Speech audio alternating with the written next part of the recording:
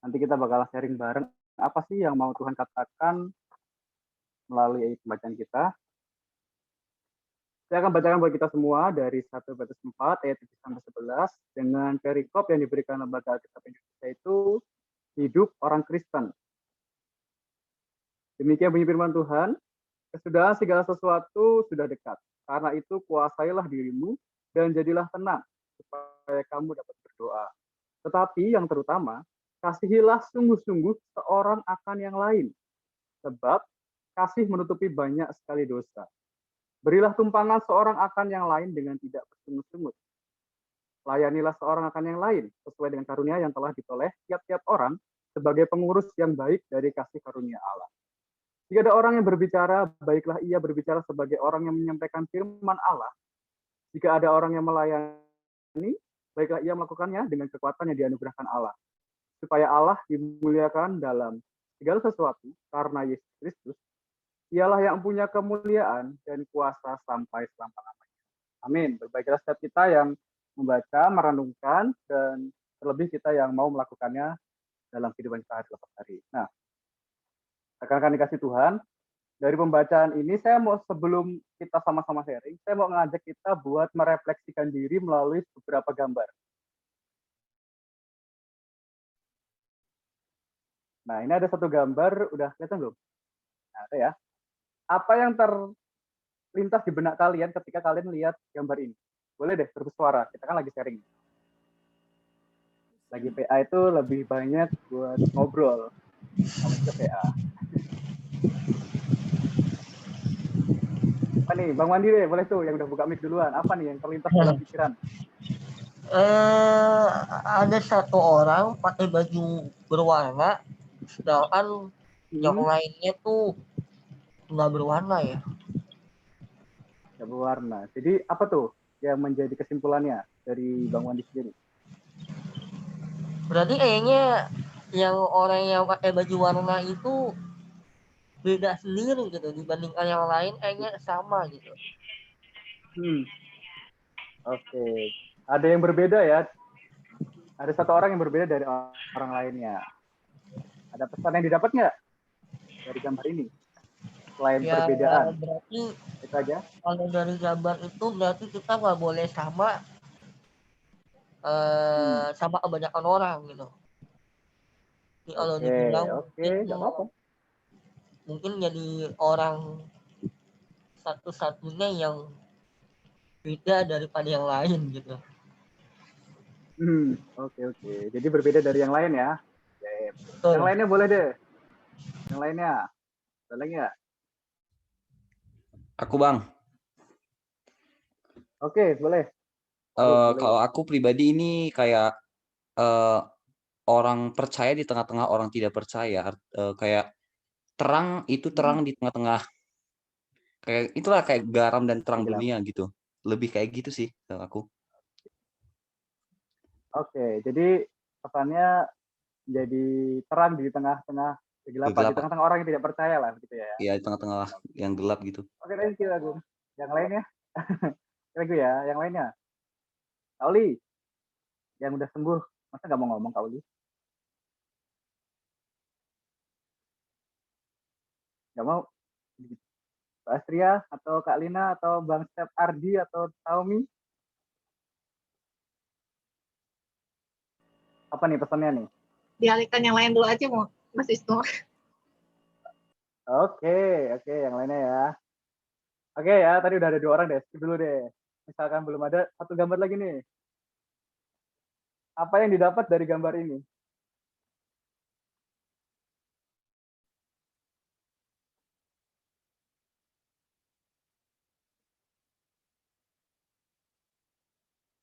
Ini aku sambil lihat ke atas nih, karena zoom satunya di layar atas. Apa nih, yang dapat pesan silahkan, langsung aja ngomong. Persingkat waktu yuk. Ada peristiwa apa di situ, terus pesannya apa? Ini peristiwa reruntuhan bukan sih? Nah, oke, reruntuhan. Boleh apa aja yang ada di benak kita, sampaikan aja. Terus Aku pesannya boleh apa ngomong? Kak? Dari Ini boleh Kak Oli. Kalau aku bilang apapun kejadiannya tetap adakan Tuhan. Lihat yang dia pakai baju biru. Boleh. Oke, fokus sama baju biru ya. Ya. boleh. Yang lainnya? Mbak Astria nih belum ngomong nih.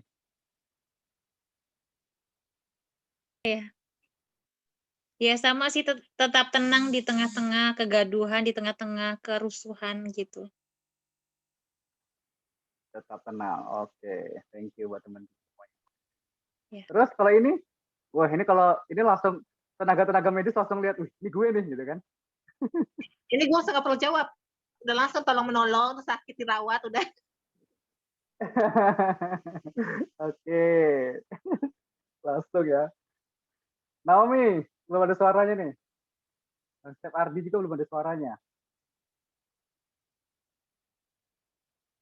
Oh, ada Bang Andrew juga nih. Berkorban untuk orang banyak.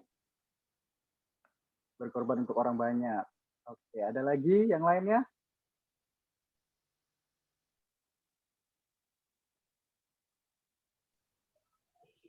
Rela berkorban mungkin. Rela berkorban. Nggak pakai mungkin juga nggak apa-apa kok Bang. Ini kan pendapat masing-masing. Masing-masing dari perspektif kita gimana ngelihat dari sebuah gambar ini. Jadi ada 3 gambar ya teman-teman. Yang pertama tadi ini ya, dimana tadi ada yang bilang kalau kita harus berbeda dari yang lainnya. Terus kita harus bercahaya menunjukkan bahwa kita ini anak Tuhan di tengah-tengah orang-orang yang tidak percaya. Lalu ini tetap tenang meskipun dalam keadaan sesulit apapun, keadaan tertekan seperti apapun. Terus ada yang bilang tetap berdoa, tetap ingat pada Tuhan ya. Lihat di baju biru gitu ya. Terus di sini semua bilang rela berkorban. Ya. Nggak ada yang salah kok dengan apa yang kita sampaikan tadi, karena ini kan perspektif kita masing-masing. Dan ini menjadi satu buah pemikiran nanti sebelum kita masuk ke dalam bahan sharing kita. Nah, kita kembali ke 1 Petrus 4 ayat 11. Ya, kita stop dulu deh. Nah, aku agak kurang nyaman. Oke. Nah, kalau teman-teman lihat di sini ya, tadi kan kita juga sudah lihat beberapa gambar. Nah, saya coba mau sampaikan gini. Keadaan sekarang ini kan sedang sulit-sulitnya ya. Mau di bangsa Indonesia, mau di seluruh dunia itu sedang merasakan keadaan yang sulit gitu. Pertama karena pandemi, terus bencana-bencana yang terus melanda. Dan juga kalau kita melihat ke beberapa tahun belakang, itu relasi gereja dan juga masyarakat di Indonesia ini selalu berada dalam masa ketegangan, masa yang sulit. Ketegangannya itu gimana? Ketegangannya itu keberadaan gereja seringkali ditolak oleh orang-orang di sekelilingnya, ya kan? Keberadaan gereja seringkali menjadi di mana orang-orang menolak dan mencoba menyingkirkan gereja. Ya intinya gereja itu ditolak lah begitu ya, dengan berbagai alasan. Dimanapun itu, gereja nggak pernah, atau bukan nggak pernah ya, tidak selalu disambut gembira di dimanapun. Pasti ada dengan berbagai alasan yang mencoba untuk menutup gereja, terus melarang kita beribadah, gitu kan. Dan kalau kita juga kembali nih ke minggu yang lalu kita sempat membahas tentang 3 tugas gereja. Masih ada yang ingat kan ya? 3 tugas panggilan gereja itu dibahas di minggu yang lalu itu ada diakonia, melayani, parturia, bersaksi, koinonia, bersekutu, ya kan? Kita bahas itu. Nah, dan juga ada beberapa tantangan dari gereja-gereja bagi gereja di Indonesia yang mungkin bisa membuat kita tuh mengerti gitu ya, dan memahami Tabrakan di rumah sakit terus lihat. bahwa ya ada gak bisa masuk ya. Dari tema ini saya mau angkat tema adalah gaya hidup melayani. Tapi ada subtemanya nih. Dalam gaya hidup melayani itu, melayani yang seperti apa? Melayani dalam keadaan tertekan. Bisa nggak sih melayani dalam keadaan tertekan itu? Kita mau coba nanti kita membahas dari pembacaan ini. Di mana kalau kita melihat juga dari tahun 2013 ya, saya ingat tahun 2013 itu beberapa gereja itu terancam untuk ditutup karena pertama proses perizinan yang susah, ya kan. Mereka udah ngurus nih kemana-mana. Bahkan tahun-tahun itu 2013 sampai 2017 itu kampus kami pun merasakan, kampus kami itu merasakan di mana sampai diusir sama warga, gitu kan. Padahal kami tidak melakukan apa-apa, gitu. Karena notabene kami menggunakan nama Yesus, itu saja, gitu ya. Ditolak, keberadaan kami disingkirkan. Gitu. Tapi bukan hanya itu, bukan hanya keberadaan dari luar aja, tapi dari dalam juga, di mana beberapa gereja terancam juga dengan unsur-unsur politik di dalamnya. Politik ini yang masuk gereja ini juga bukan hanya politik yang positif, tetapi politik yang negatif.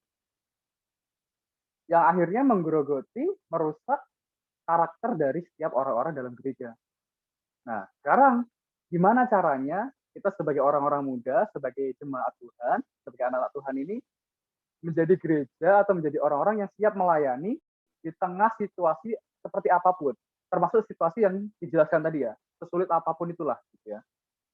Dan kita di sini belajar dari Rasul Petrus, kita lihat di dalam 1 Petrus 4 ini, gimana kalau kita melihat dalam surat 1 Petrus ini sebenarnya ditulis untuk jemaat Kristen yang pada waktu itu adalah jemaat kelompok minoritas di tengah-tengah masyarakat. Tadi kan ingat kan ya, di gambar yang pertama, itu ada gambar satu orang berbaju merah di tengah-tengah orang yang bajunya itu recycle lah ya, nggak berwarna gitu ya. Jadi itu sudah menggambarkan keadaan saat ini, keadaan namanya jemaat saat itu. Nah, Petrus itu menggambarkan bahwa saat itu keberadaan jemaat itu berada dalam kelompok yang minoritas di tengah-tengah masyarakat. Bahkan bukan saja jemaat ini berjumlah kecil dalam masyarakat itu, tetapi mereka juga ini adalah kaum-kaum yang terasingkan gitulah ya. Jadi jemaat-jemaat ini kala itu adalah jemaat-jemaat yang terasingkan, orang-orang yang terasingkan di dalam negara mereka. Mereka disingkirkan, dianiaya karena kenapa? Mereka disingkirkan bukan karena mereka miskin saja, tetapi karena mereka percaya kepada Kristus. Karena mereka sebagai orang Kristen.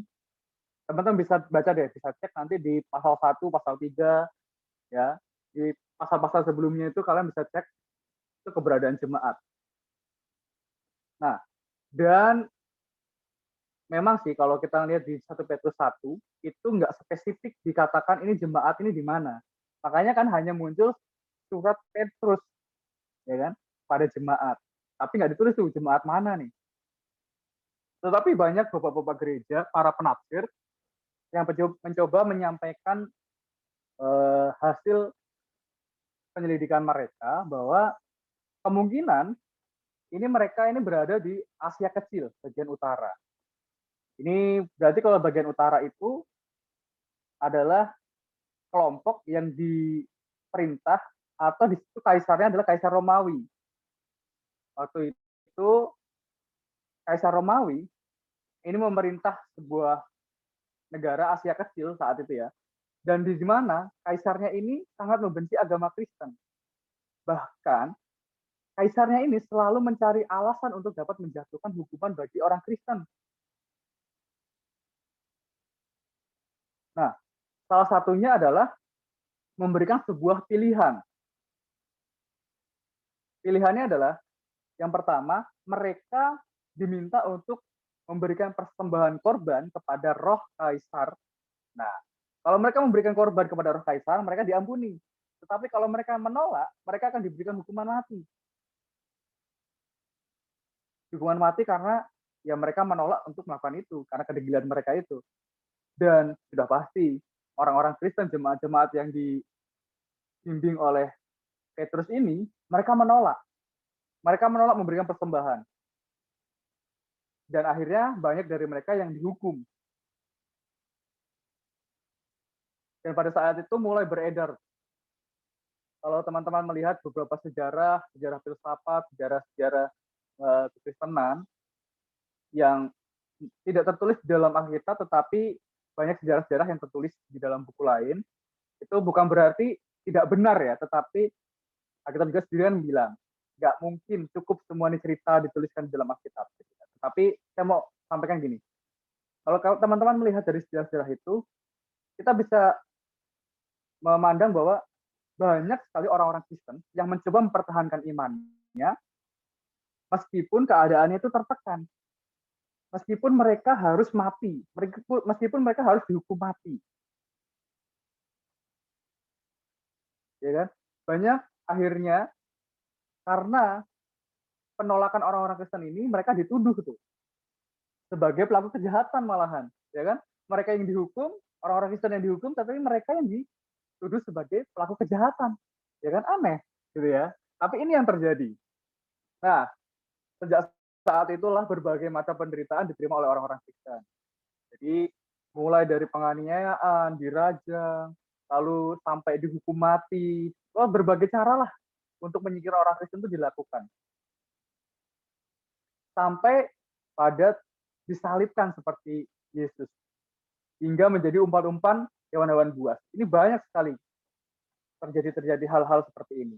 Nah, dalam surat ini juga, kalau kita membaca, ini adalah sebuah nasihat tentang hidup yang sesuai dengan iman Kristen dan cara jemaat menghadapi cobaan dan penderitaan.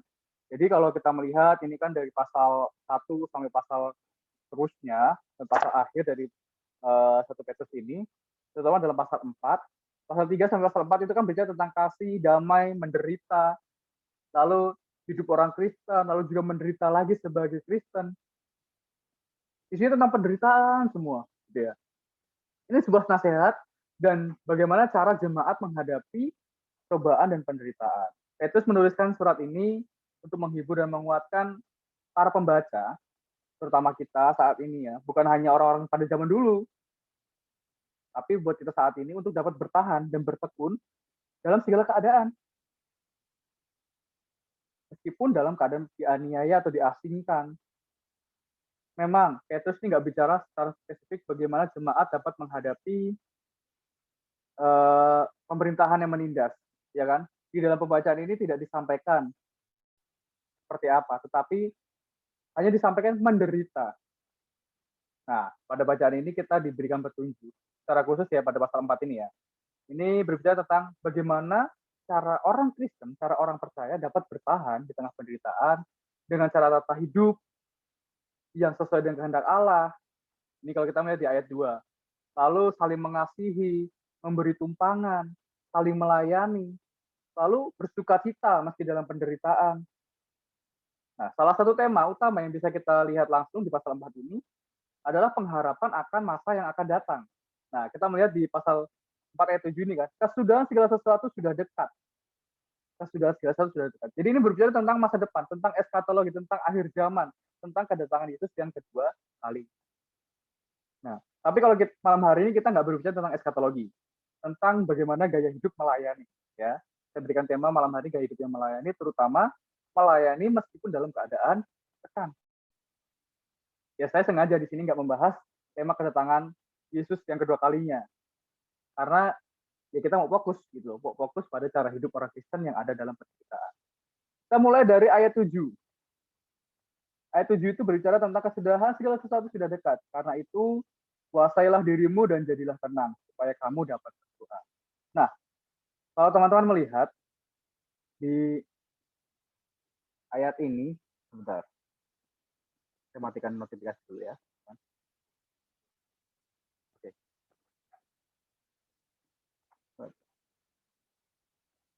Ada aja orang yang nelpon ya. Oke.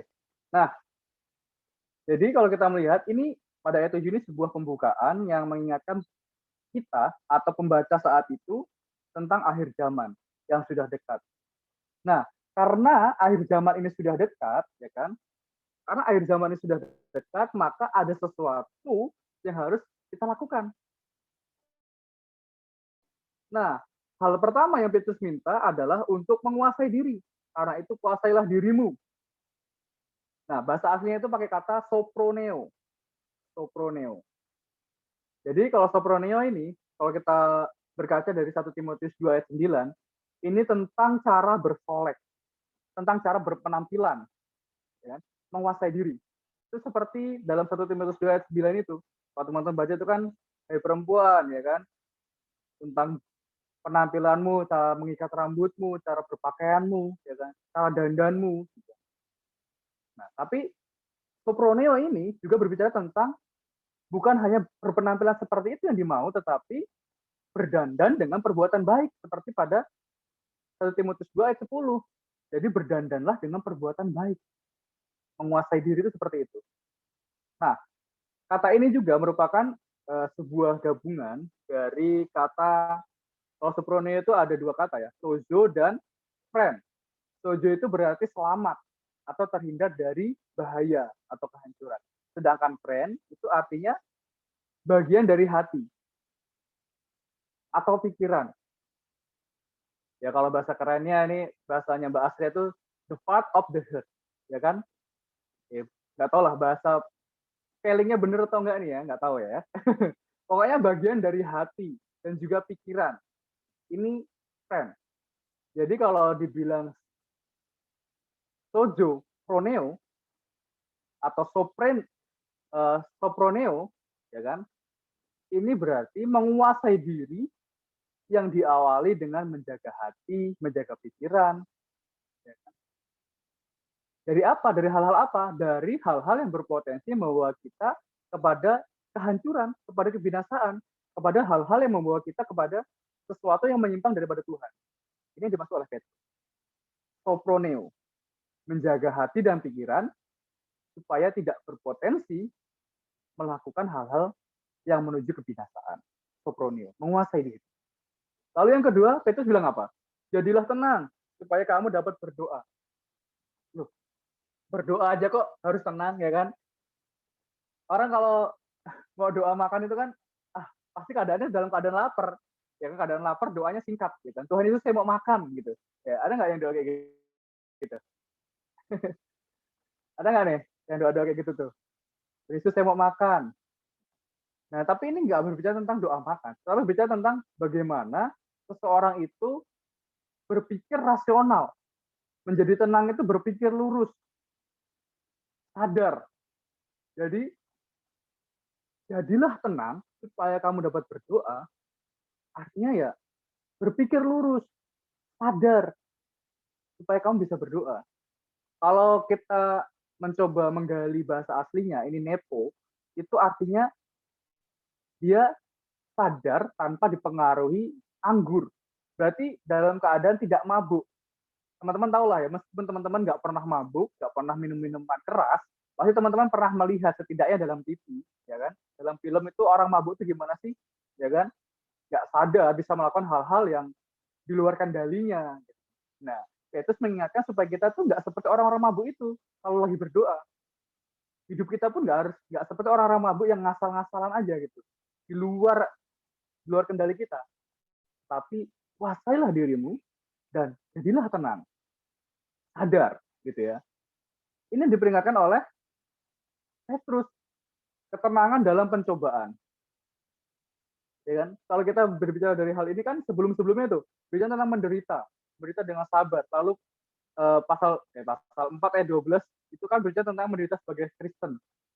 Loh, gimana bisa tenang dalam sebuah pencobaan? Nah, inilah tantangannya orang Kristen, tantangannya orang percaya itu ini. Ketenangan dalam pencobaan adalah hal yang sangat penting. Kenapa?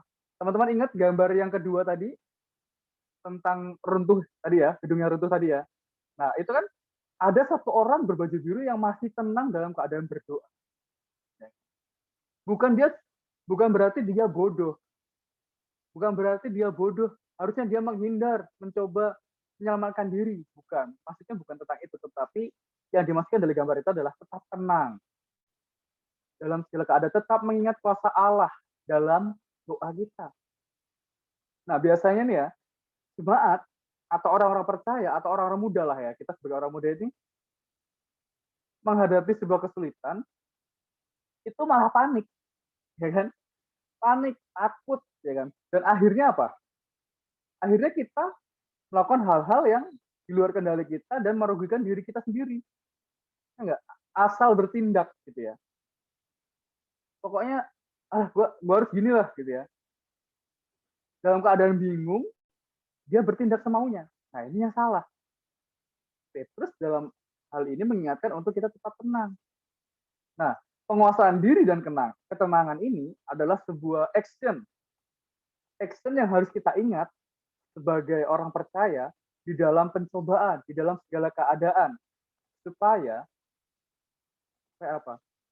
Supaya kita bisa menikmati apa? Menikmati kehidupan doa kita. Kan di sini bilang supaya kamu dapat berdoa. Saya menekankan bahwa kita sebagai orang-orang muda dalam segala keadaan, ya mari kita kuasai diri kita, tetap tenang, supaya kita tetap bisa berdoa. Berdoa itu bukan karena kita sedang meminta sesuatu saja, ya kan? Kadang orang minta sesuatu sama Tuhan pun nggak tenang keadaannya, ya kan? Tuhan aku pokoknya mau ini, tahun ini aku pokoknya mau ini, ya kan? Doanya gitu, nggak tenang pikirannya. Dan tenang yang dimaksudkan oleh Petrus ini juga adalah ya kita berdoa dengan juga mendengarkan apa yang Tuhan mau. Jangan cuma maunya kita aja nih yang disampaikan, tapi maunya Tuhan nggak kita dengerin, ya kan? Kuasai diri, tenang dulu, supaya kita bisa berkomunikasi. Karena kan berdoa itu kan komunikasi kan, bagaimana komunikasi kita dengan Allah, ya kan? Doa, setuju ya semuanya, doa itu komunikasi kita dengan Allah. Jadi kalau kita mau berkomunikasi dengan Allah, ya kita harus kuasai diri kita harus tenang. Itu yang pertama. Nah, kalau kita melihat pada ayat yang 8, tetapi yang terutama, jadi selain kuasai diri dan selain menjadi tenang, yang terutama adalah kasihilah sungguh-sungguh seorang akan yang lain. Sebab kasih menutupi banyak sekali dosa. Nah, dalam masa sulit nih ya, dalam keadaan susah, dalam keadaan menderita, seringkali itu orang-orang itu mementingkan dirinya sendiri. Seringkali itu orang-orang itu lebih mementingkan keluarganya sendiri. Ya. Kelompoknya sendiri. Tapi lupa untuk mementingkan orang lain. Nah, di sini Petrus pun mengajak kita semua bahwa ya selain kita kuasai diri, selain kita menjadi tenang, dalam masa sulit, tindakan saling mengasihi ini harus menjadi action juga gitu loh. Jadi konsekuensi iman kita. Kalau tadi kita sudah berdoa dalam keadaan menguasai diri dan keadaan tenang, ya efek daripada doa itu atau imbas atau wujud atau buah daripada doa itu ya kita menunjukkan kasih. Sorry. Nah, coba kita bisa bayangin ya, dalam keadaan sulit, ya kan? Dalam keadaan sulit yang kita hadapi, jemaat ini atau orang-orang percaya ini atau kita dalam kelompok, udah kita ambil aja kita ya dalam Zoom ini, misalkan ya, kita ambil kelompok kecil kita saja. Dalam keadaan susah, kita mementingkan diri kita sendiri dan akhirnya saling menyalahkan. Apa yang terjadi coba? Yang terjadi pasti satu sama lain saling berselisih paham dan akhirnya nggak utuh lagi tuh komunitas. Akhirnya yang ini keluar dari grup, yang ini keluar dari komunitas, yang ini nggak komunikasi lagi dengan satu sama lain. Ya. Karena apa? Karena mementingkan diri sendiri. Karena nggak mengutamakan kasih tadi.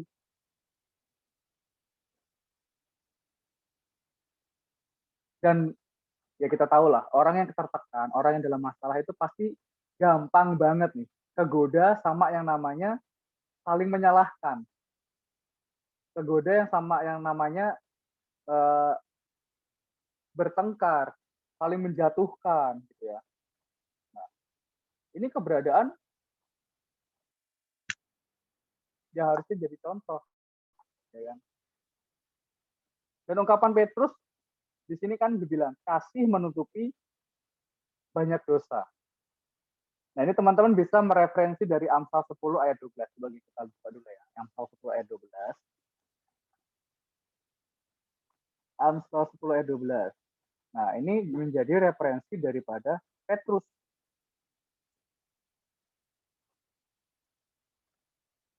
Nah, dibilang di sini, kebencian menimbulkan pertengkaran, tetapi kasih menutupi segala pelanggaran. Jadi, bukan karena kita mengasihi lalu nutupi dosa orang lain, bukan itu maksudnya. Tetapi, kasih itu mencegah kita atau orang lain melakukan hal-hal bodoh dalam masa-masa sulit. Kebencian menimbulkan pertengkaran, tetapi kasih menutupi segala pelanggaran. Ya kan? Karena kasih kita itulah kita tidak terjerat dalam sebuah pelanggaran, tidak terjerat dalam sebuah hal-hal yang menimbulkan kita jatuh dalam dosa. Ini maksudnya. Bahkan di sini kasih yang dimaksud adalah kasih agape. Jadi kasih agape yang disebutkan di sini juga sebuah konsistensi, sebuah keadaan permanen lah ya. Dengan arti kasih yang sesungguhnya. Jadi kalau kasih yang menutupi dosa itu konsisten artinya ya kasih yang sesungguhnya yang daripada Tuhan yang selalu dikaitkan dengan action kita. Kalau kita melayani, kalau kita melakukan segala sesuatu, kita menolong orang lain, kita bekerja, kita belajar, ya itu pun kita lakukan dengan kasih agape itu tadi. Kasih yang menutupi banyak dosa. Kasih yang menjauhkan dari segala pelanggaran. Kasih yang menjauhkan kita dari perbuatan-perbuatan yang membuat kita jatuh dalam dosa. Nah, ini hal yang selanjutnya. Ayat 8. Jadi, kuasai diri. Ya kan? Terus tenang supaya kita bisa berdoa. Setelah kita berdoa, maka tunjukkan buah kita. Yaitu kita mengasihi orang lain. Lalu pada ayat 9, kita bisa melihat nih, ayat 9. Kita coba kupas satu-satu ya. Berilah tumpangan seorang akan yang lain dengan tidak bersungut-sungut. Nah, berilah tumpangan. Di sini kalau kita melihat katanya, asal katanya ini diambil dari kata phileo. Sama dengan agape, tetapi artinya kan sama-sama kasih nih, tetapi kasih phileo, bukan kasih agape. Ya. Dan juga di sini memakai kata orang akan yang lain ini menggunakan kata xenos. Xenos itu artinya orang asing. Nah, jadi ketika orang Kristen di dalam keadaan sulit, nah, penginapan atau sebuah rumah, sebuah tempat, mes ataupun homestay lah ya, ini bukan tempat yang baik untuk bersembunyi.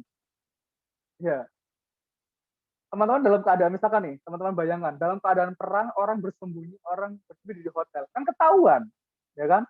Misalkan dia adalah seorang yang notabene dalam keadaan masalah, dalam keadaan bermasalah, tapi dia nyumput di hotel, kan pasti ketahuan karena datanya ada di resepsionis, gitu kan?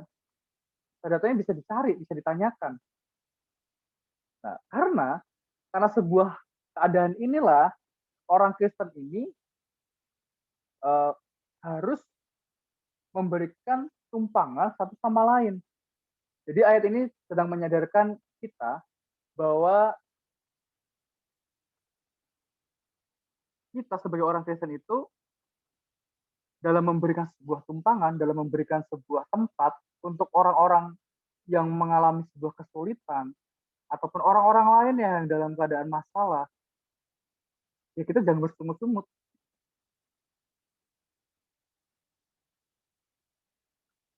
Kita kan sering kali nih, kasihnya udah muncul nih, ya kan? Oh ya udah, tinggal aja di tempatku, gitu kan? Oh ya udah, nanti aku yang tolong. Tapi dalam hatinya apa? Orang ini kok nggak pergi-pergi, gitu kan? Orang ini kok masih aja kayak gini, gitu kan? Kok nggak berubah, kok nggak kerja? Gitu. Ini kan menunjukkan bahwa kita sedang bersungut-sungut. Gitu. Ya kasih, memang kasih. Ya memang menunjukkan kasih dengan memberikan tumpangan, tetapi kan ya jangan bersungut-sungut, ini pesannya. Memberikan tumpangan, jangan bersungut-sungut. Kenapa jangan bersungut-sungut? Karena kalau kita berkaca dari ayat setelahnya, ayat 10-11, itu kan bicara tentang segala sesuatu itu milik Allah. Ya, berarti kenapa kita tidak boleh bersungut-sungut dalam memberi tumpangan? Ya karena kita harus sadar bahwa segala sesuatu yang menjadi milik Allah, ya harus kita bagikan. Kalau Yesus sudah memberikan contoh, mengatakan bahkan ya, bahwa kita harus memberi tumpangan, kita harus memberi tumpangan tanpa bersungut-sungut. bagikan itu kepada orang-orang di sekeliling kita, sekalipun itu adalah orang-orang asing. Jadi kalau di sini dibilang seorang akan yang lain, ini bukan hanya teman kita, bukan hanya keluarga kita, keluarga jauh, saudara jauh, atau teman dekat kita, bukan. Tetapi ini berbicara tentang orang asing. Bahkan orang yang tidak kita kenal. Nah, lalu pada ayat 10, kita lanjut dulu ya. Ayat 10 ini bisa gini, layanilah seorang akan yang lain sesuai dengan karunia yang telah diperoleh tiap-tiap orang sebagai pembungkus yang baik dari kasih karunia Allah. Nah, jadi kalau kita bicara pada ayat 10 ini tentang kesadaran orang-orang percaya saat itu, Petrus mengingatkan bahwa kamu harus sadar nih, bahwa kamu ini punya sebuah karunia daripada Allah. Dan karunia itu pun berbeda satu sama lain. Setiap orang juga harus saling melayani. Ya kan dibilang di sini. Layanilah seorang akan yang lain sesuai dengan karunia yang telah diperoleh tiap-tiap orang sebagai pengurus yang baik dari kasih karunia Allah. Jadi karena kita sudah diberi kasih karunia, ya kan? Kita kelola kasih karunia itu dan kita pun ya harus melayani. Bukan karena kita sudah dikasih karunia terus kita tahu orang lain diberi kasih karunia, ya kan? Misalkan saya dikasih karunia nih, saya sadar. Terus saya tahu Kak Lina dikasih karunia, Mbak Astri kasih karunia. Lalu saya nggak mau nolong mereka, ini salah, gitu kan? Ini salah. Kalau saya nggak membantu mereka, ini salah. Atau sebaliknya, ya kan? Mbak Astria nih sadar dia punya sebuah talenta, ya kan? Bisa main musik, ya kan? Bisa nyanyi. Tapi apa? Ketika dia minta untuk melayani di Grace ini, dia nggak mau. Karena dia apa? Karena dia sadar orang lain punya talenta juga. Ini salah kalau dia sampai nggak mau melayani karena dia sadar orang lain punya talenta.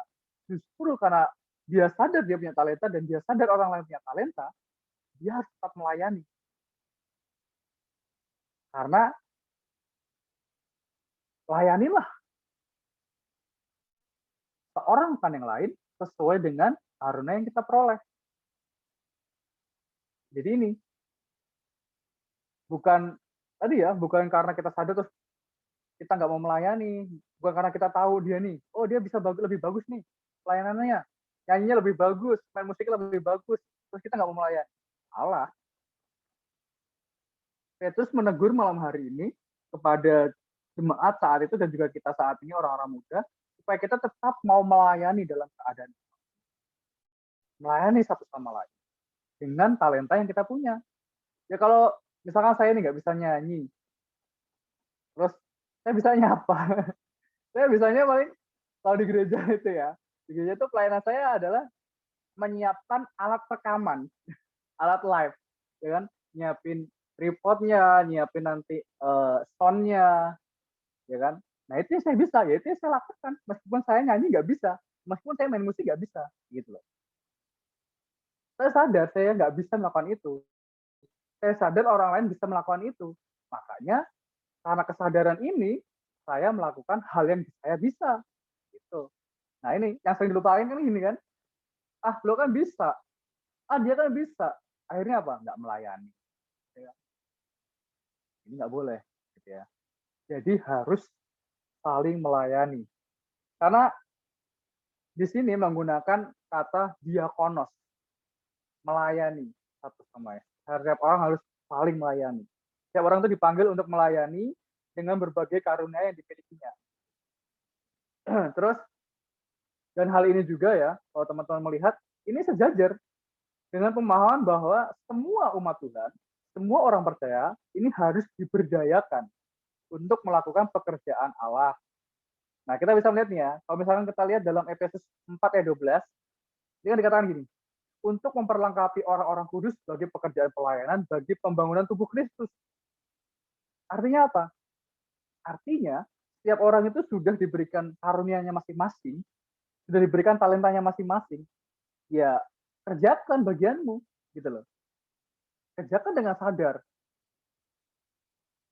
Jangan karena kita tahu orang lain lebih mampu bisa melakukan itu, terus kita nggak mau melayani hal lain. Ini salah. Justru kita harus sadari bahwa ada sesuatu yang orang lain bisa dan ada sesuatu yang orang lain nggak bisa. Nah, saya mau nunjukin satu gambar deh. Nah, saya mau coba sharein lagi ya.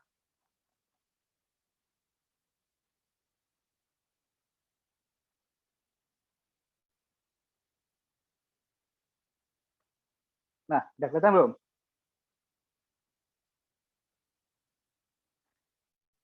Ada gambar apa di situ? Ada gambar katak sama siput ya. Nah, dalam sebuah cerita ini ada begini teman-teman. Siput dan katak ini bertemu, lalu mereka saling memuji satu sama lain karena hal yang mereka punya. Tapi dalam suatu hari, si siput ini ngapa? Si siput ini mengeluh. Enak ya lo tak, gitu kan? Wih, katak ya kan? Katak ya, bukan poltak, gitu kan? Enak ya lo tak, bisa loncat kemana-mana, cepet jalan, sekali lompat aja bisa jauh gitu kan? Kadang lo bisa manjat pohon, ya kan? Bisa ngelompatin air gitu kan? Lah gue jalan aja ngerayap, ya kan? Jalan 1 meter aja butuh waktu beberapa menit, kata si siput. Ya kan? Terus kata si katak gini, setiap makhluk itu punya kelemahannya masing-masing. Dan kamu siput itu punya kelebihannya sendiri, gitu ya. Sorry teman-teman, ada panggilan sebentar ya.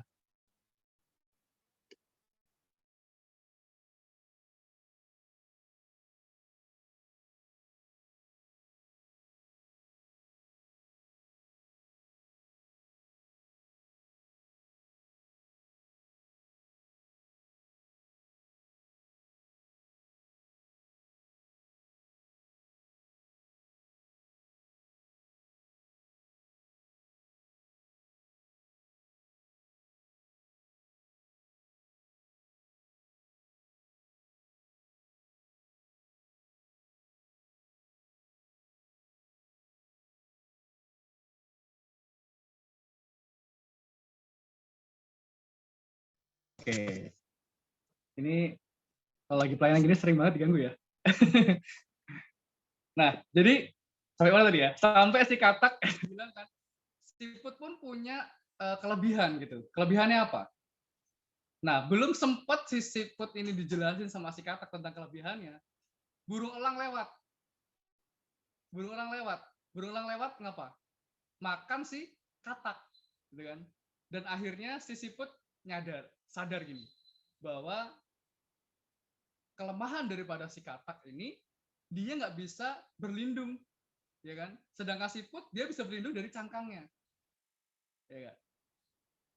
Dia waktu mau diterkam sama elang, dia udah nyemput dulu nih dalam cangkangnya. Nah, jadi pesannya apa? Jadi setiap orang, setiap makhluk itu, kayak misalnya kita dari katak sama siput ini, kita bisa lihat bahwa kelebihannya si katak, dia bisa lompat. Kelebihannya siput, dia bisa berlindung dari serangan dengan cangkangnya, ya kan?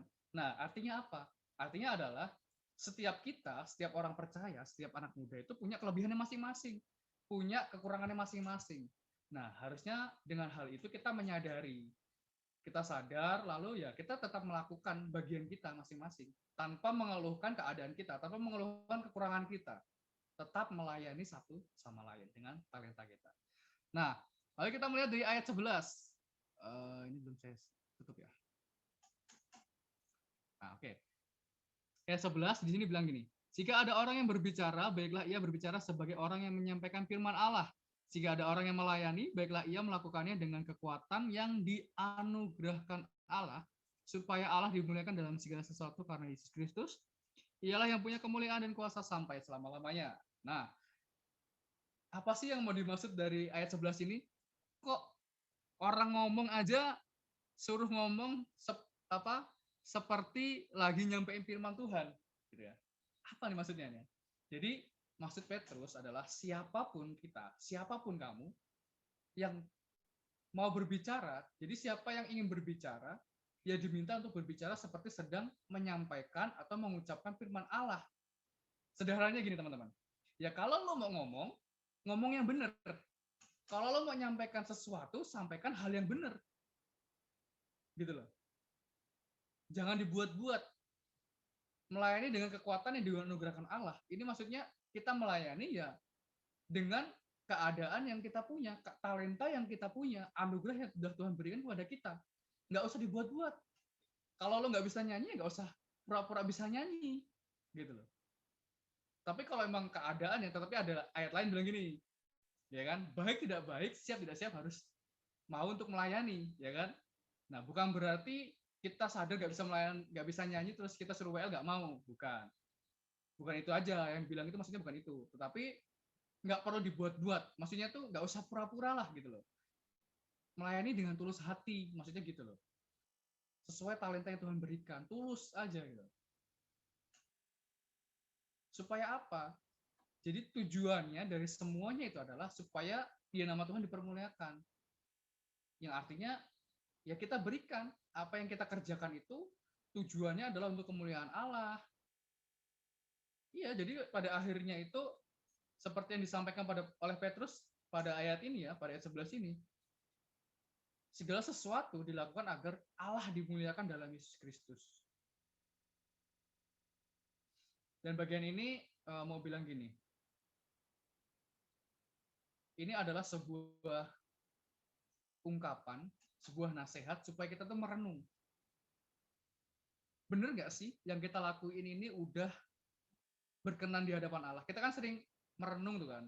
Tanpa sadar kita sering pasti tiba-tiba diingatkan oleh Roh Kudus, diingatkan oleh Tuhan bahwa bener nggak sih yang gue lakuin ini, gitu kan? Kita kan sering merenung gitu kan. Tiba-tiba kita ngerenung, bener nggak sih yang kita lakuin ini? Bener nggak sih pelayanan gue tadi, gitu kan? Nah, ini adalah sebuah perenungan di mana dari satu perikop ini, dari 7-11 ini mengingatkan untuk segala sesuatu, ya mari kita lakukan untuk Tuhan. Nah, jadi poinnya apa sih yang bisa kita renungkan? Yang pertama, Petrus itu mengingatkan kembali kepada kita sebagai pengikut Kristus dalam keadaan penderita, dalam keadaan tekanan, ya kan? Ya kita harus tetap menguasai diri kita. Kita harus tetap tenang. Dan kita juga harus tetap mengingat bahwa doa itu harus tetap menjadi hal yang utama dalam kehidupan kita. Lalu yang kedua, Petrus juga mengingatkan atau meminta kepada kita dan juga jemaat pada saat itu untuk kita peduli satu sama lain. Peduli dengan orang lain. Nah, saya tadi siang sih sempat, ini sekali lagi saya ini sebenarnya tembakan juga ya guys. Tiba-tiba, Mas gantiin aku, ya kan? Karena si Sam lupa gitu kalau hari ini tuh dia tuh jadwalnya siaran di radio, gitu kan? Jadi akhirnya ya udah tembak lah gitu ya. Terus Kak Lina nih gini nih. Kak Lina bilang, Mas ingetin ya tentang tanggal 25 gitu kan. Nah, ternyata pas saya baca catatan renungan ini, oh berarti bukan cuma Kak Lina yang ngingetin, ternyata Tuhan juga ngingetin Kak.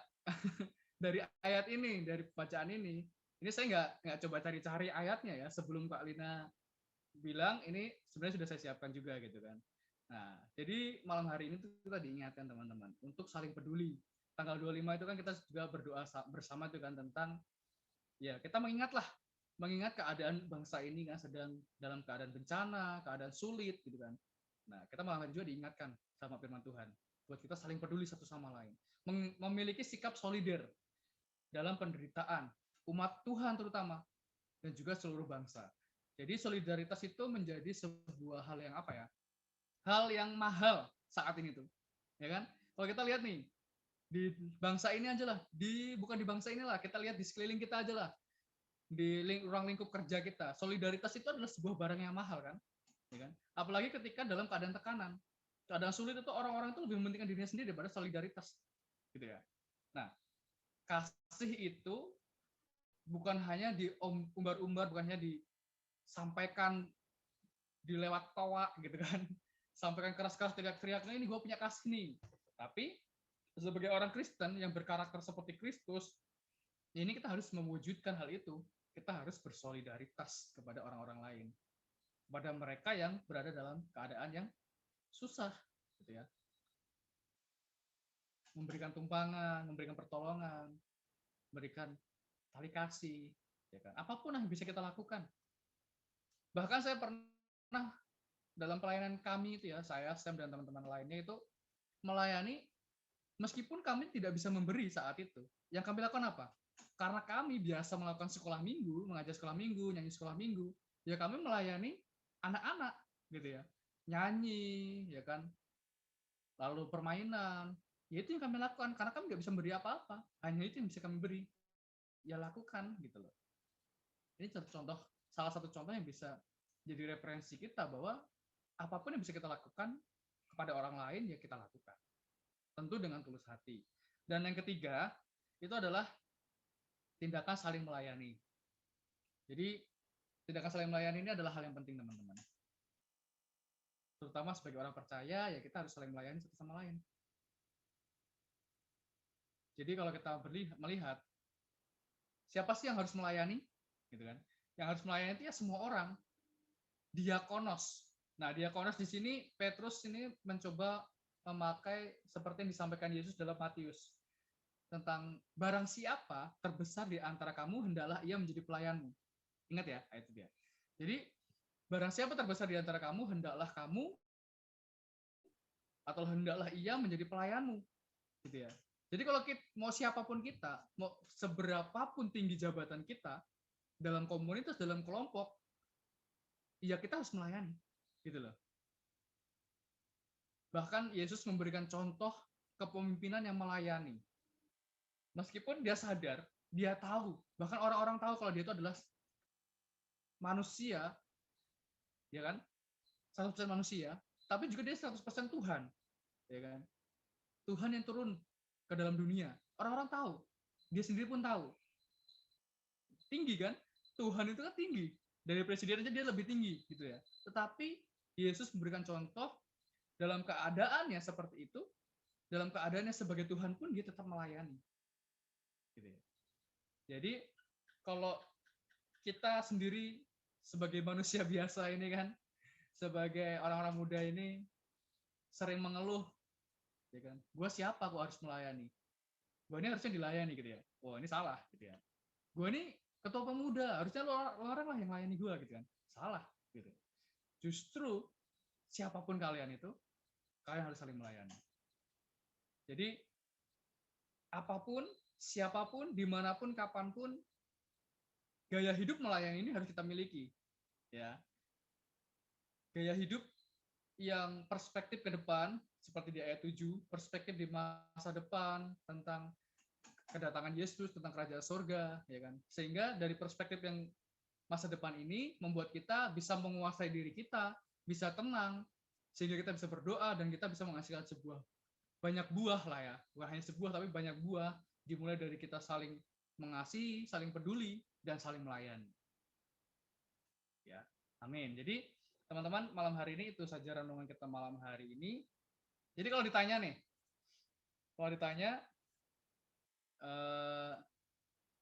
melayani orang lain dalam tekanan tuh bisa nggak sih? Ya teman-teman. Sulit.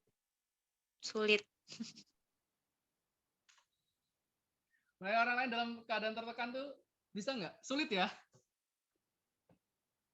Sulit katanya. Tergantung individunya sih Mas Wisnu. Tapi apa? Petrus beri contoh apa? Bisa kan? Sulit memang, susah. Banyak hal yang harus kita hadapi, susah gitu kan. Tetapi bisa. Saya nggak mau ngomong cuma 1 jempol deh. Bisa. 2 jempol deh. Jadi gaya hidup melayani kita tuh harus bisa untuk melayani orang lain dalam keadaan tertekan sekalipun. Meskipun kita dalam keadaan sulit, ya kan, orang lain dalam keadaan sulit, ataupun mungkin kita lebih sulit daripada orang lain, kita harus sadar bahwa kita harus tetap melayani. Ya, itu pesannya malam hari ini. Jadi seperti Katak dan Siput menyadari tentang kelebihan dan kekurangan masing-masing, malam hari ini kita harus memiliki perspektif masa depan, lalu peduli dengan orang lain, melakukan segala sesuatu seperti untuk Tuhan, melakukan segala sesuatu sesuai dengan kapasitas yang Tuhan percayakan kepada kita, mulai dari mengasihi, peduli, ya kan, memberi tumpangan, dan melayani satu sama lain. Amin. Oke, puji Tuhan, selesai pada malam hari ini. Teman-teman boleh, Amin. mungkin ada yang ingin sharing juga boleh. Panjang ya. Ada siapa aja sih ini? Mungkin ada teman-teman yang punya pengalaman nih. Misalkan, oh gue pernah nih, Mas, waktu itu dalam keadaan sulit, ya kan? Terus ada yang melayani. Mungkin pengalamannya adalah dilayani. Nggak apa-apa sharing.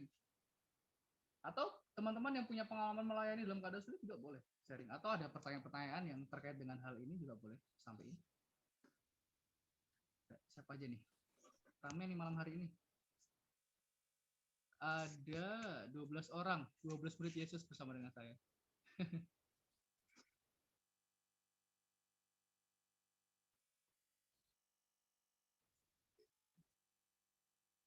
Oke, saya lihat ya.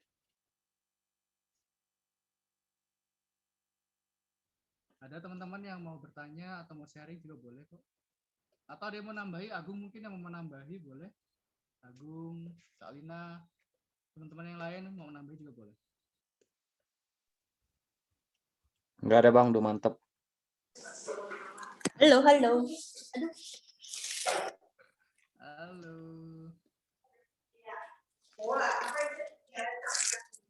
Ada Bang Wandi. Ada Bang Step ya. Step Ardi. Halo Kak Kristia. Halo.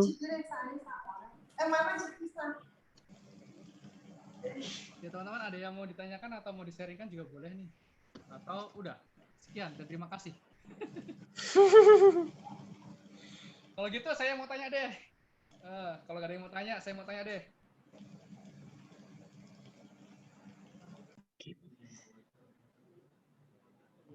Sebagai seorang muda nih, sebagai orang-orang muda, sebagai pelayan-pelayan online streaming lah ya, kita kan sebagai pelayan-pelayan online streaming kan sekarang ini, ya kan? Ya di Spo, di Hakuna, di IR, ya di mana aja lah kalian melayani lah, gitu ya. Nah, pendapat kalian tentang solidaritas, ya kan? Tentang memberi tumpangan, tentang saling melayani di Indonesia ini gimana menurut kalian? Ada nggak pengalaman kalian? Atau apa sih yang harus kita lakukan gitu deh? Pertanyaan gitu aja deh. Apa yang harus kita lakukan tentang solidaritas dalam bangsa Indonesia ini? Apa yang harus kita lakukan? Cara nunjukinnya gimana coba? Saya mau tanya dulu nih dari pendapat teman-teman.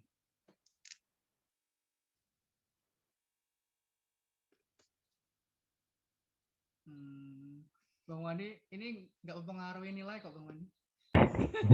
Ini juga sampai begini loh. Halo, Shalom Wisnu. Halo Bang Timo, ya boleh. Gimana Bang? Ini temanya pas banget ya, bentar lagi tanggal 25 kita mau adain doa bersama lah ya. Ya mungkin tanggal 25 itu kan salah satu bentuk solidaritas yang paling kecil yang mungkin buat kita pribadi pun untuk mendoakan orang lain tuh sulit ya kadang-kadang ya. Sometimes itu pasti akan sulit. Apalagi yang pertama, gue kan nggak kenal dia ya, buat apa godain dia, gitu kan? Kadang-kadang bisa muncul seperti itu pikiran. Tapi mungkin bentuk solidaritas yang paling kecil, paling simple yaitu cuman kita menyerahkan sama Tuhan melalui doa-doa kita. Mungkin dari situ terbentuk satu kasih yang apa namanya ya, yang simple banget kok, kasih yang simple, mendoakan orang lain supaya paling tidak hidupnya atau beban hidupnya itu bisa Tuhan bantu. Nah kalau gua pribadi bentuk solidaritas ya, mungkin dari pengalaman gua itu dulu waktu beberapa tahun ya, udah cukup lama lah, waktu itu ada banjir, ini cerita aja ya, ada banjir di daerah Jati Asih Bekasi,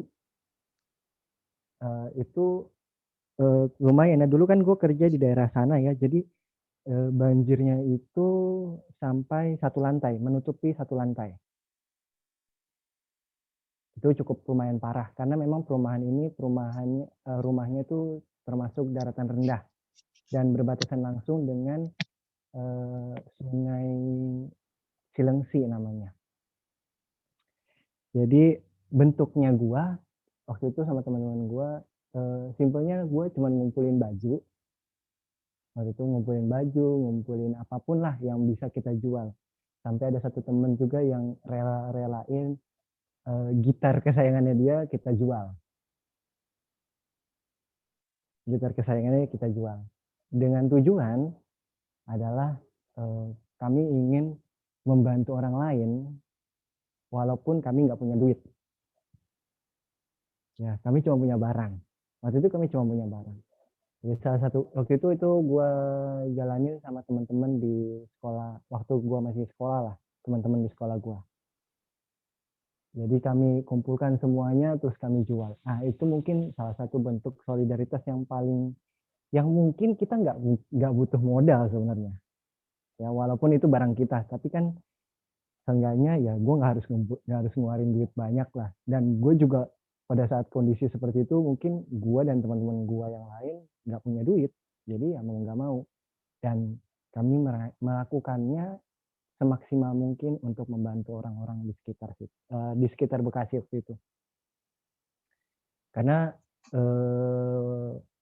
memang perumahan ini kan cukup rendah dan hampir setiap waktu itu kalau banjir itu dulu di Bekasi itu banjir di perumahan ini itu 4 tahun sekali, jadi udah tahu orang-orang. Tetapi memang kondisinya memang nggak bisa lagi waktu itu yang paling parah dari antara yang paling parah. Dan ya mungkin ini gue mau kasih contoh kayak gitu kenapa mungkin saat ini Indonesia sedang dikepung dengan yang namanya bencana. Ya, belum lama ini Majalengka juga ikut-ikutan. Kalau gue nggak salah ya, Majalengka terkena musibah banjir juga. Nah mungkin teman-teman saat ini kita nggak punya apa-apa. At least kalau kita nggak punya apa-apa, teman-teman mungkin punya sesuatu yang mungkin bisa teman-teman bantu. Nggak cuma dengan nggak cuma dengan duit atau barang. Mungkin dengan doa yang tadi kita bilang dari awal, tanggal 25 Desember kan, 25 Februari mungkin teman-teman bisa ikutan. Sekaligus teman-teman mungkin bisa juga ngajak teman-teman satu komunitasnya kah, satu kuliahnya kah, satu tempat kerja yang seiman, paling tidak untuk grace sharing tanggal 25 nanti bisa melaksanakan acara doa bersama. Seperti tadi Wisnu bilang. Ini gue ngutip tadi Wisnu bilang, at least lu emang gak punya talent dalam hal bernyanyi, dalam hal berkhotbah. Tetapi tadi Wisnu bilang, saya cuma bisa bantu rekaman. Ya, siapin rekaman, siapin sound system, entah apalah itu ya kan. Nah, teman-teman mungkin bisa dari mulut ke mulut ngomong, yuk kita doa bersama, yuk kita doa bersama. Karena gue percaya semakin banyak kita berdoa, semakin banyak yang berdoa juga, maka mungkin kemungkinan besarnya adalah Tuhan bisa memberikan yang terbaik, bukan buat kita aja, tetapi buat seluruh umat, terutama Indonesia. Itu aja sih Wisnu. Makasih loh. Oke, thank you Bang Timo. Iya, keren ya pada pengalaman itu dia. Dan mungkin teman-teman yang punya pengalaman lain atau yang mau sharing. Jadi kita malam ini kayak diingetin ya sama acara tanggal 25 ya. Iya. Kak Lina ketawa-ketawa aja nih Kak Lina. Ada yang lain mungkin yang punya hubungannya pengalaman? juga ini masih nggak ada hubungannya dengan tema besok Mas. Jangan dibocorin dong, jangan dibocorin.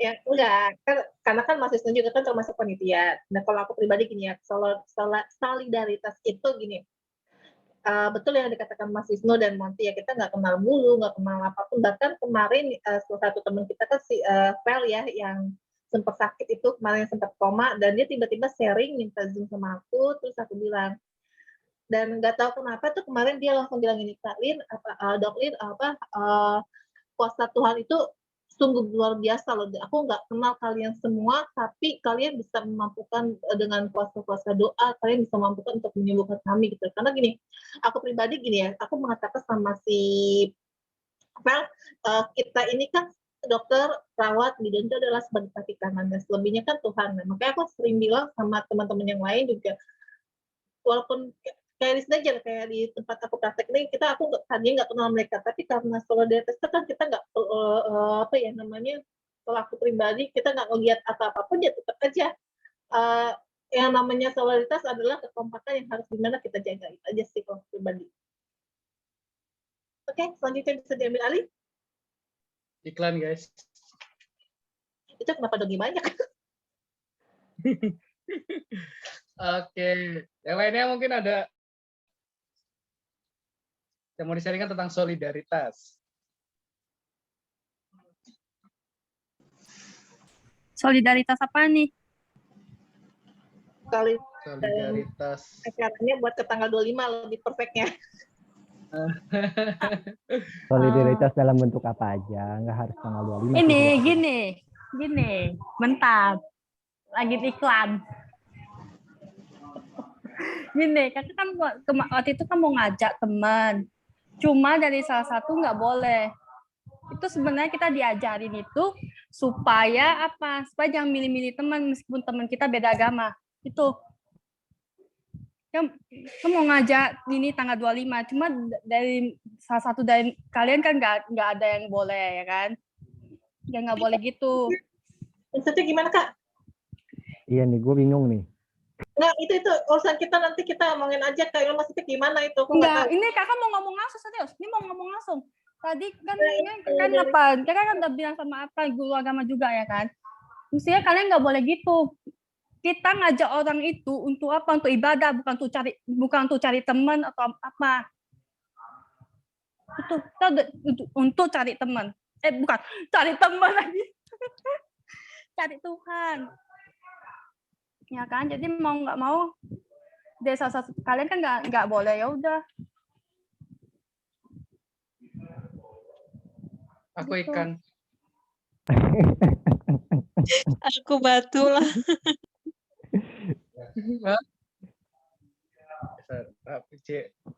Nah ya, gue nggak tahu nih, masalahnya nggak tahu nih. Kita ke siapa waktu itu? Coba Lina.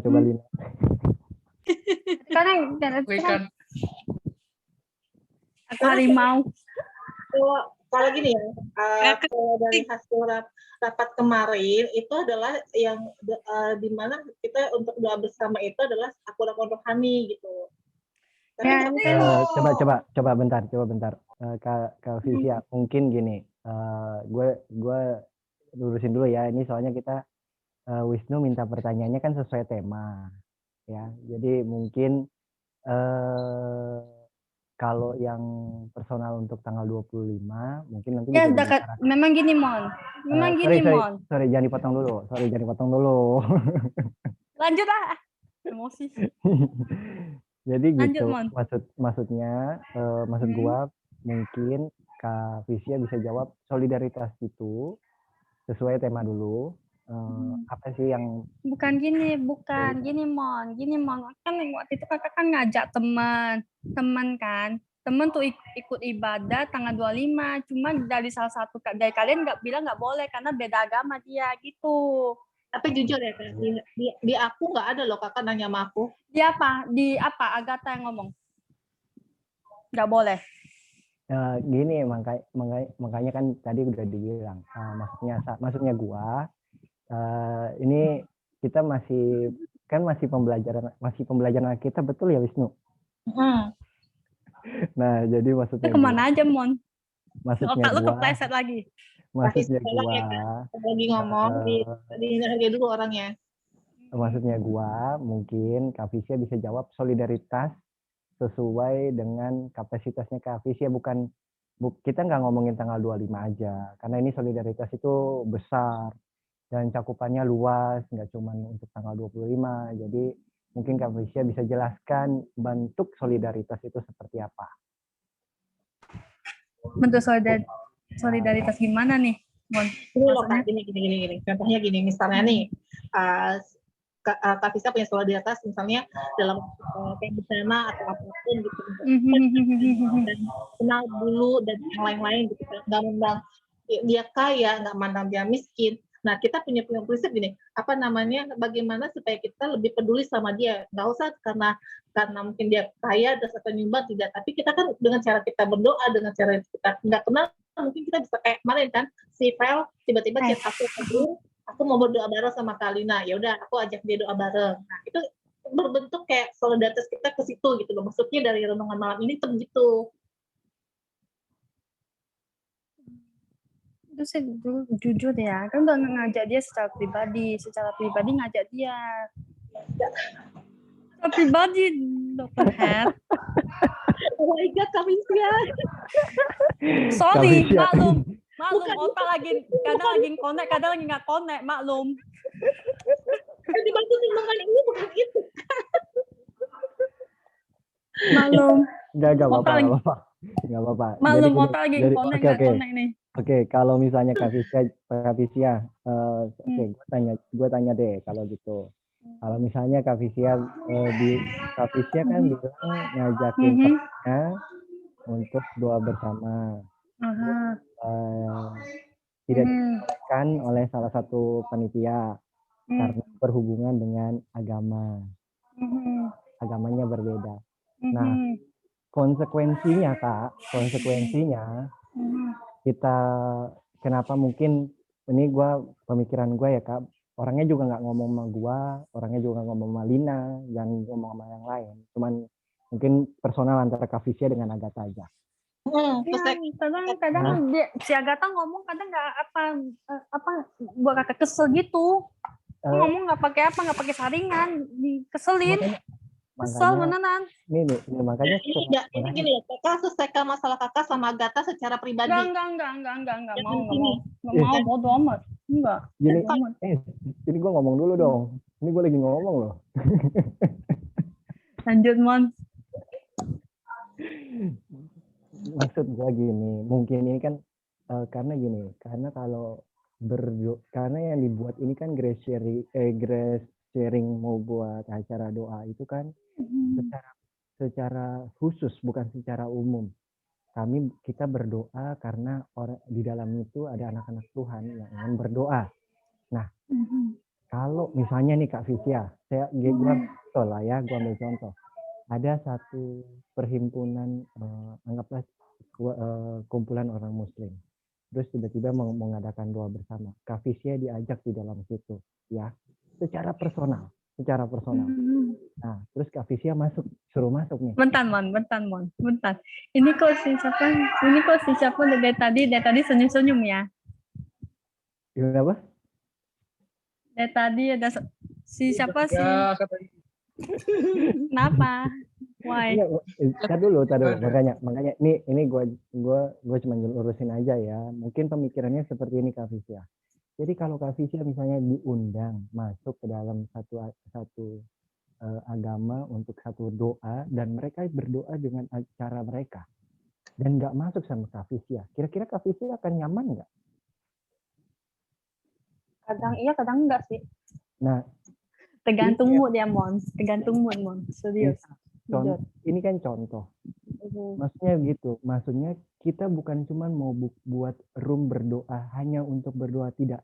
Tapi kita juga ingin membuat orang-orang yang di dalam room berdoa itu menjadi nyaman. Nah, ini yang harus dipikirkan. Kita nggak bisa memaksakan kehendak kita untuk mengajak dia kalau dia nggak nyaman di dalam nanti. Gitu. Jujur ya, Mo. Ini kan udah bilang ke dia. Malahan kata si Agatha nggak boleh, udah bilang balik lagi ke dia. Makanya kenapa tadi waktu gue bilang, oke, ayo kita ajak untuk berdoa bersama tanggal 25. Tetapi fokus adalah cobalah ajak anak-anak Tuhan. Bukan berarti Emon, jujur ya, sebenarnya nih kita ngajak orang bagus loh. iya bagus Kak, tetapi harus juga lihat konsepnya, lihat juga faktor yang kita mau buat tuh seperti apa. Jadi jangan sampai kita membuat suatu acara, tapi membuat salah satu orang itu tidak nyaman. Gitu. Makanya segala sesuatu yang kita buat jangan mengandalkan emosi. Kalau kita enggak Mon, memang awalnya kakak siapa si Agatha ngomong gitu, emangnya awalnya kesel sama dia, kesel banget, kesel sampai kakak bilang ke temen kakak gitu, kesel banget sama dia, beneran. Baru kali ini Mon, serius. Sorry ya, gua Hasan, dua orang ini ketawa ngapain, ngomong deh. gua Kak Visia waktu itu kan ikut ya masuk di dalam meeting untuk doa. Kak Visia lihat gue berapa banyak gue dipukul tendangan sama omongan orang. Tapi at least biasa aja karena buat gue yang mau kita buat ini konsepnya aja untuk Tuhan. Jadi harus pikirkannya untuk Tuhan. Kalau misalnya kalau kita nggak bisa buat nyaman orang lain demi Tuhan, ya berarti kita juga sama saja kayak batu sandungan buat orang lain. Sorry nih gue ngomong, ini yang harus kita clearin. Nah kalau personal Kak Visia sama Agatha, gue cuma mau bilang kalau di dalam room seperti ini, gue rasa nggak pantas Kak, karena personal. Ya, ini gue mau tegasin sama Kak Visia, karena di dalam room ini juga ada orang teman-teman kita yang mungkin nggak ada di dalam grace sharing. Agatha pun nggak masuk di grace sharing. Ya. Nah, ini yang harus diperjelas sama Kak Visia. Kalau misalkan untuk personal jangan dimasukin di dalam room ini. Itu aja sih buat gua. Sorry Wisnu ya. Ini gua biar meluruskan aja loh ya. Oke. Oke, Kak thank Visia you. nggak ada dari tadi. Oke, thank you Bang Timo. Oke teman-teman, thank you ya. Nah tadi ya, itu intermezzo buat teman-teman yang mungkin baru gabung di acara ini. Tadi sebuah iklan. Jadi pesannya ya tetap. Oke, mungkin nggak ada lagi ya tambahannya. Ada Bang Ueng yang mau menambahkan? Ada gue Samuel.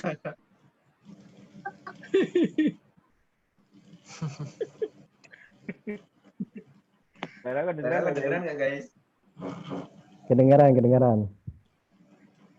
Iya, aku ini pulang jadi disambut dengan debat, lomba debat malah. Kira ada kerusuhan apa di ini?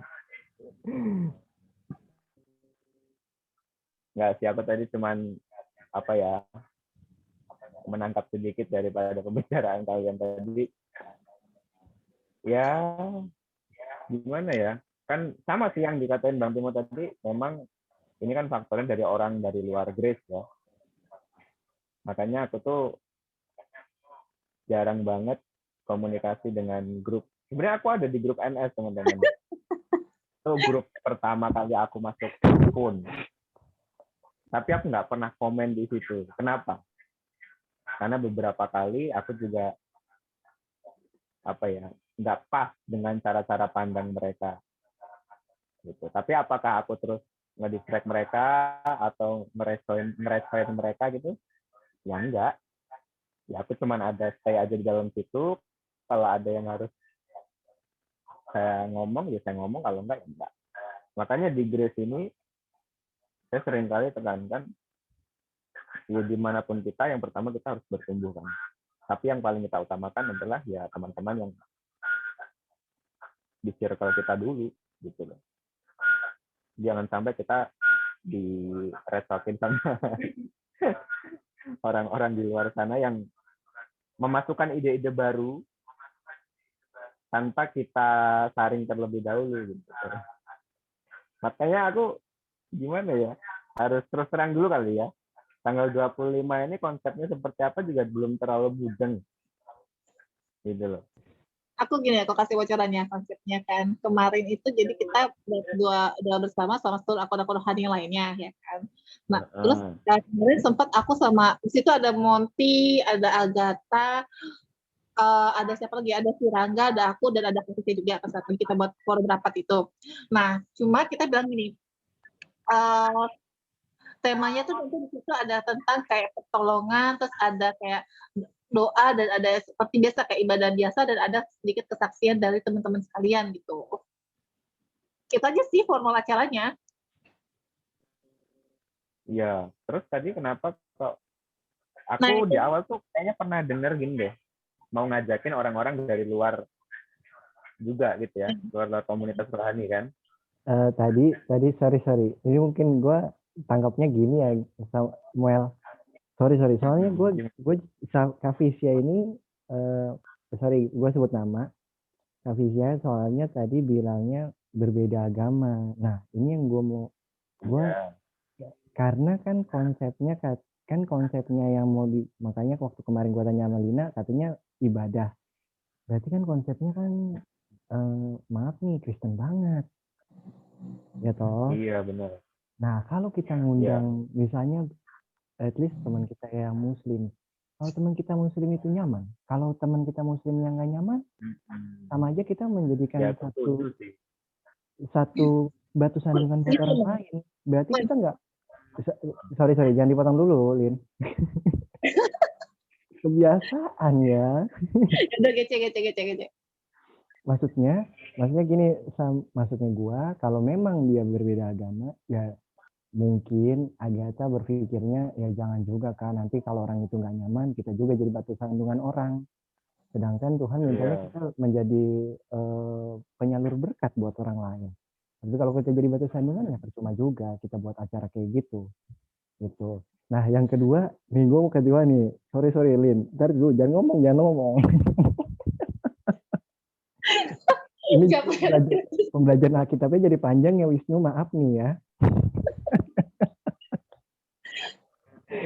Jadi ya gue cuma mau bilang ya mungkin yang gue tadi Samuel bilang mungkin bisa dijabarkan lebih jelas lagi. Betul kata Samuel, konsep yang dasarnya tuh seperti apa, jadi ya teman-teman yang lain tahu. Makanya kemarin gue sempat nanya konsepnya seperti apa, terus dibilangnya ya ikutin ibadah biasa. Oh ibadah biasa, oh ya udah gitu.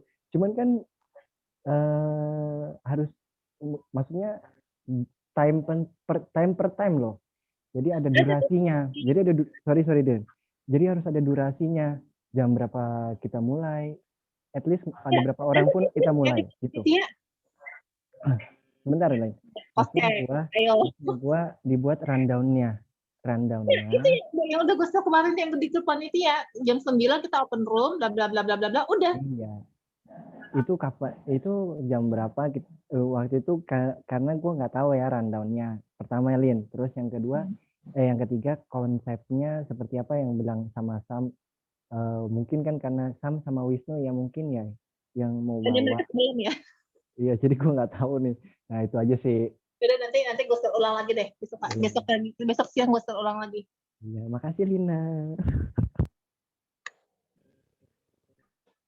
Jadi gini, kalau si Kavisia kemarin tuh Kavisia maksudnya tadi tuh dia mau membawa teman yang beda agama gitu. Sementara perjanjian kita waktu lagi rapat kemarin itu kan ya Mon, itu di luar beda agama. Kecuali kalau dia mau sumbang baju atau apapun dari agama lain is okay gitu. Tapi kalau buat berdoa ya lebih baik agama kita aja dulu. Iya, itu harusnya dijelaskan dengan baik kan. Udah dijelaskan. Gitu. Itu dia masih ada yang pikiran kan? Iya benar. Emang harus dijelaskan secara terperinci. Kenapa mungkin aku bisa tahu dia tersesat pikiran? Aku ini ya bukan baru kenal dengan Agatha. Aku tahu cara dia menjawab itu seperti apa. Iya betul. Ya betul. Kadang-kadang kalau dia ngomong sama orang aja, orang bisa emosi. Ya kalau aku sih ya terserah ya, karena aku udah biasa menghadapi orang seperti itu. Iya betul. Aku rasa itu karena cara menjawab yang kurang tepat, itu aja. Jadi lain kali kalau ada hal-hal yang seperti ini perlu kita jelaskan, kan nggak semua orang punya pemahaman yang sama. Gitu. Tadi Agung mau kasih masukan, boleh tuh, supaya nggak panjang dan lebar dan tinggi. Ya, mungkin ya sebenarnya juga aku nggak tahu ya sebenarnya inti masalahnya dari apa gitu. Tapi aku mau ngasih masukan ya. Kan Kak Grace katanya Kak Lina kita mau buat acara doa kan. Mungkin ya kalau dari yang saya lihat pribadi, ini cuma miskomunikasi lah di antara kita semua. Jadi ya lebih baik ya sampai di sini, nggak usah dibesar-besarkan. Ini aja buktinya yang lebih baik Kak siapa Visi aja out tiba-tiba nggak tahu kenapa kan. Jadi lebih baik ya adalah yang mempertengahkan mereka gitu. Mediasi lah bahasanya gitu. Soalnya kan ya hari ini tema kita solidaritas. Mungkin Tiba-tiba nanti ada gini, yang kayak gini kan. setelah ibadah aku coba ngomong sama Kak Fisya ya, soalnya gini kan, tadi kan sempat singgung dia beda agama, terus dan yang lain-lain. Nanti aku coba ngomong baik-baik deh sama dia berdua, sama si Kak Fisya dan Agatha. Iya Kak, baiknya gitu sih. Thank you, Gung. Thank you semuanya. Setelah semangat. Yang lain jadi pada keluar kan, mereka nggak nyaman dengar kata-kataan kita. Oke. Lanjut, Mas. Itu sebelah-sebelahan ya. Tuh, mukanya biasa aja Mas Wisnu. Aku tuh udah biasa banget.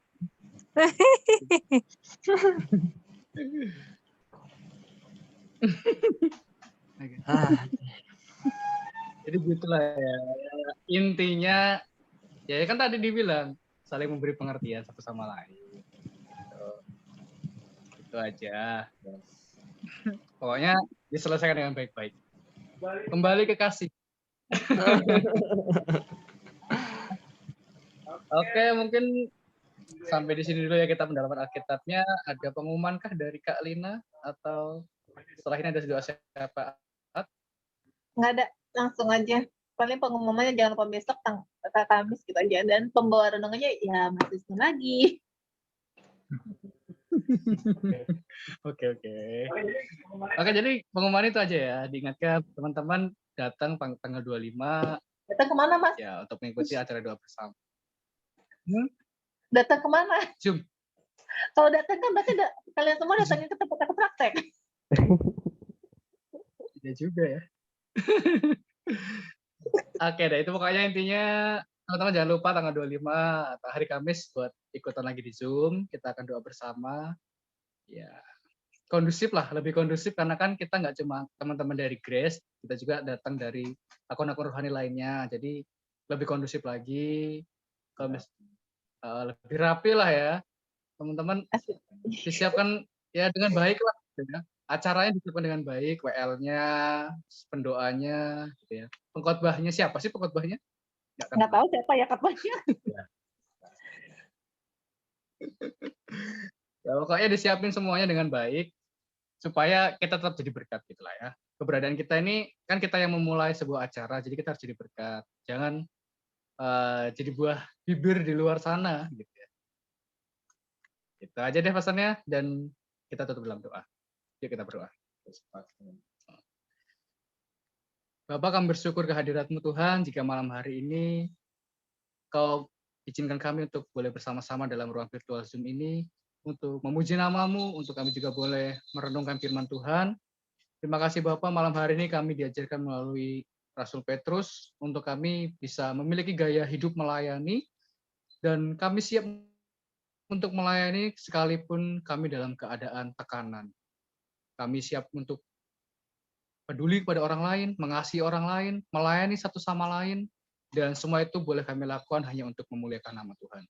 Kami juga teringat Tuhan akan bangsa dan negara ini, kami berdoa bagi bangsa ini Tuhan, berdoa bagi bangsa Indonesia, berdoa bagi setiap daerah-daerah, setiap pulau, setiap provinsi, kota, dan juga desa, bahkan setiap pemimpin yang Kau percayakan memimpin bangsa ini Tuhan. Kami berdoa bagi Bapak Joko Widodo sebagai Presiden, Bapak Ma'ruf Amin sebagai Wakil Presiden, para Menteri, pemerintahan pusat sampai daerah, TNI dan juga Polri.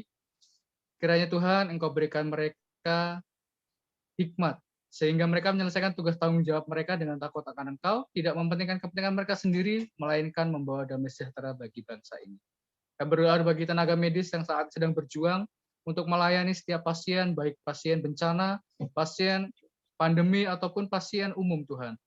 Biarlah mereka melayani dengan penuh sukacita, dan pasien yang saat ini sedang dirawatnya pun mengalami pemulihan dan kesembuhan oleh karena pertolongan Tuhan. Berdoa bagi setiap gereja-gereja Tuhan dimanapun berada, kiranya Tuhan berikan hikmat bagi setiap gembala yang menggembalakan domba-domba-Mu Tuhan, para misionaris, penginjil, guru sekolah minggu, para tenaga majelis, jemaat, sekolah minggu, pemuda, remaja, jemaat lansia, kami serahkan dalam tangan kuasa-Mu Tuhan. Biar kami semua, jemaat-jemaat-Mu, menyadari bahwa kami adalah satu tubuh Kristus, sehingga kami sehati sepemikiran untuk melayani Engkau Tuhan, dimanapun kami berada. Kami boleh menjadi berkat. Kami juga teringat akan keluarga kami, baik kami yang dalam perantauan ataupun kami yang dekat dengan keluarga kami, bersyukur atas orang tua yang baik, bersyukur atas ayah ibu, bersyukur atas setiap sanak saudara, bahkan setiap orang yang punya ikatan darah dengan kami, berdoa atas setiap mereka Tuhan, berkati kesehatan, kekuatan, biarlah mereka senantiasa dalam takut akan Engkau Tuhan. Kami juga berdoa teringat akan setiap pergumulan kami pribadi lepas pribadi. Kami yang saat ini sedang bergumul akan pekerjaan Tuhan. Kami menyerahkan setiap kami, biarlah kiranya Engkau berikan kami jalan, sehingga kami dapat mendapatkan pekerjaan yang terbaik. Bahkan kami yang saat ini sudah menerima pekerjaan, kami bersyukur kepadamu Tuhan. Berkati pekerjaan kami. Dengan bersyukur atas berkat yang kami terima melalui pekerjaan kami Tuhan, biarlah kami juga boleh menjadi berkat. Kami teringat, berkati akan rekan-rekan kerja kami, para pemimpin dalam pekerjaan kami, juga setiap rekan-rekan, juga mitra kerja dalam perusahaan ataupun tempat di mana kami bekerja, biarlah senantiasa Engkau berkati di mana kami berada Tuhan. Pendidikan bagi setiap kami yang saat ini sedang menempuh pendidikan, baik yang sedang studi di perguruan tinggi ataupun sekolah menengah, ataupun bagi setiap kami yang sedang menjadi pengajar Tuhan. Berkati setiap kami yang ada dalam lembaga pendidikan ini Tuhan, biarlah kami senantiasa menyelesaikan